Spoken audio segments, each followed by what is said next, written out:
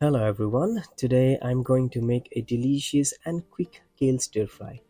It's easy and perfect for busy people who don't have a lot of time. So let's get started. First, heat up your pan and add some oil. Once the oil is hot, add the chopped onion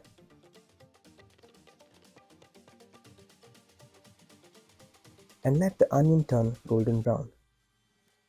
Now, add one chopped tomato and stir until the tomatoes become softer. Time to add some flavor. Sprinkle in half a teaspoon of chili powder and add salt to taste. Now it's kale time. Toss in the kale and mix everything together. Pour about half a cup of water and cover the pan with a lid. Let it cook for a few minutes, then give a stir.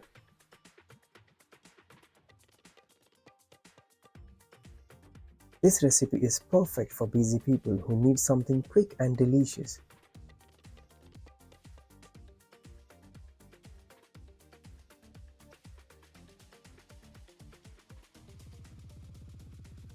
Your tasty kale stir fry is ready.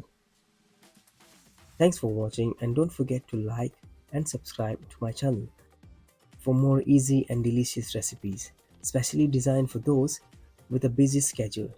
Happy cooking!